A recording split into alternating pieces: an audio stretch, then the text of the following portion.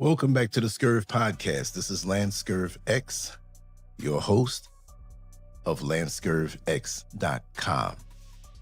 Today's segment is titled, Are People Really Attacking You or Exposing Your Wounds? The real reason certain people trigger you so deeply. I want you to listen closely to this one because we're going to go deep. We're going to answer a few questions. Nobody ever sat us down and taught us what to do with emotional pain. Nobody taught us what to do when somebody cuts us off in traffic, humiliates us in public, talks down to us at work, betrays our trust, or says something so sharp that it cuts straight through our soul. Most of us were simply thrown into life and forced to react the only way we knew how. We copied what we saw. That's it. We borrowed emotional habits from the people around us and started calling those habits our personality. That's the tragedy right there. Many people walking this earth think they know who they are, but what they are really living out is a collection of emotional programs they inherited from childhood. Somewhere between the ages of 3 and 12, your mind became a recording device. It watched your family, your environment, your culture, and every emotional response around you. Your young mind had no filter. It absorbed everything. It studied anger. It studied fear. It studied silence. It studied rage. It studied emotional shutdown. And then it quietly stored all of it away as normal behavior. So now, when someone disrespects you, embarrasses you, ignores you, or challenges you, your nervous system doesn't stop to think. It simply runs the old program. The reaction feels automatic because it is automatic. Your jaw tightens before you even realize it. Your breathing changes. Your voice sharpens. Your chest gets heavy. Your body shifts into survival mode before your rational mind even catches up to what is happening. Most people never question this process. They simply defend it. They say things like, "That's just how I am," as if emotional reactions are carved into stone from birth. But that is a lie people tell themselves because facing the truth is uncomfortable. The truth is that many of our emotional patterns are learned, copied, rehearsed, and repeated until they become automatic. And anything learned can be unlearned. That realization changes everything because once you understand that your anger is not your identity, you stop worshiping it. You stop building your personality around it. You stop excusing destructive behavior as honesty or strength. You begin to see that you were handed an emotional operating system by people who are also running borrowed programs themselves. Generations of pain, fear, frustration, emotional suppression, and reactive behavior have been passed down like an old family heirloom. But what was inherited does not have to remain permanent. Every single person alive has triggers. Some people explode when they feel ignored. Others react violently when they feel criticized. Some shut down emotionally when they feel rejected. Others become defensive the second somebody questions them. These reactions are not random. They are connected to unresolved emotional wounds that have been living quietly beneath the surface for many, many years. The average person spends their life trying to avoid triggers instead of studying them. They avoid certain conversations. They avoid accountability. They avoid uncomfortable emotions. They avoid certain types of people. But avoiding triggers does not heal them. It only hides them temporarily until the next situation pulls them back to the surface again. What people fail to understand is that triggers are not the real problem. Triggers are messengers. They are exposing areas inside you that still carry pain, insecurity, fear, rejection, shame, or emotional confusion. The reaction you experience today is often connected to something much older than the present moment. That is why two people can experience the same exact situation and react completely different. One person gets interrupted in conversation and barely notices. Another person gets interrupted and feels rage building inside them for the rest of the day. The difference is not the situation itself. The difference is what the situation touched inside of them. Every emotional wound leaves fingerprints on the nervous system. The person who constantly feels disrespected may have grown up feeling unseen. The person who overreacts to criticism may have spent childhood being judged harshly. The person who explodes over abandonment may have experienced deep emotional neglect early in life. The trigger is not creating the problem. The trigger is exposing pain that already existed. This is why emotional growth requires brutal honesty, not surface-level honesty, deep honesty. The kind that forces you to stop asking, "Why are people doing this to me?" and start asking, "Why does this affect me so deeply?" That question changes your entire life because it shifts your focus from controlling others to understanding yourself.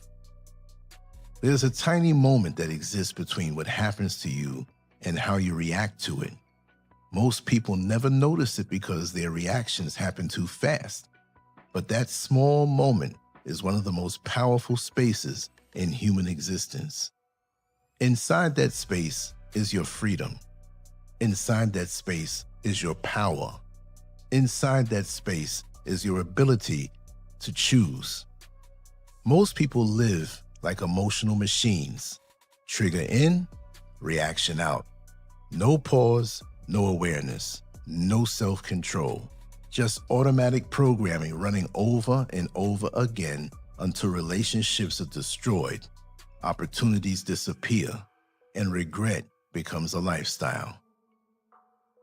But emotionally intelligent people train themselves to live inside the pause. They practice slowing down long enough for the rational mind to come back online before the emotional brain takes over completely.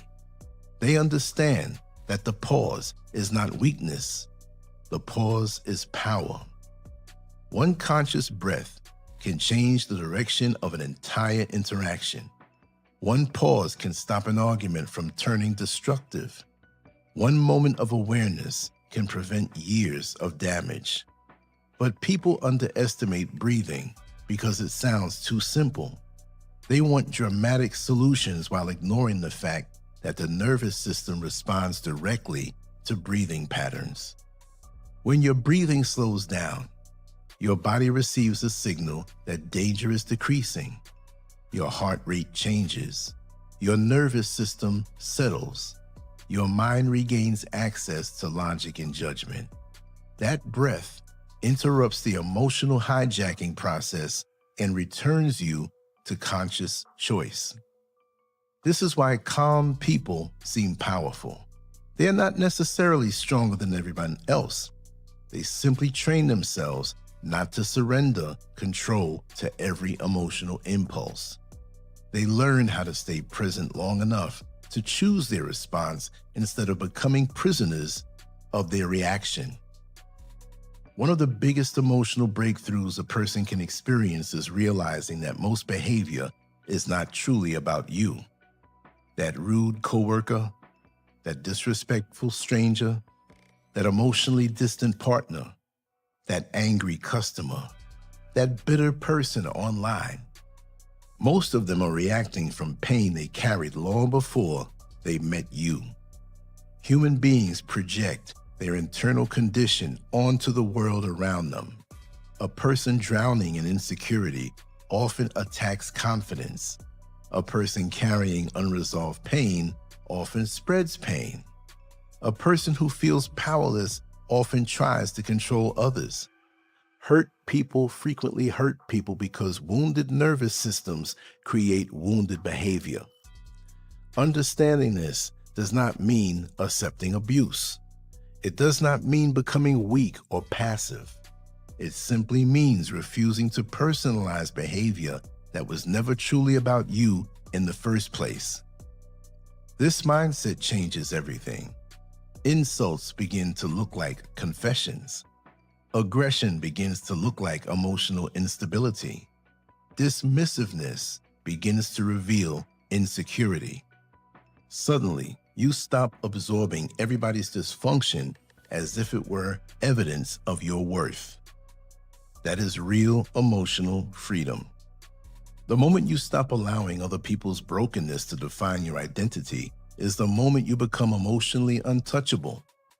A massive amount of anger in relationships comes from expectations that were never communicated clearly. People build invisible emotional contracts inside their minds and then become furious when others fail to honor agreements they never knew existed. You expected loyalty. You expected reassurance. You expected emotional support. You expected consistency. You expected appreciation. But did you clearly communicate those expectations, or did you simply assume they should already know? This is where relationships quietly collapse. Two people are walking around with completely different emotional rule books while both assume they are reading the same script. One person thinks silence means peace. The other thinks silence means emotional abandonment. One person thinks punctuality equals respect. The other sees time casually. One person expresses love through words. The other expresses love through actions. Neither person is necessarily evil. They are simply operating from different emotional conditioning. The anger becomes explosive because unmet expectations feel personal.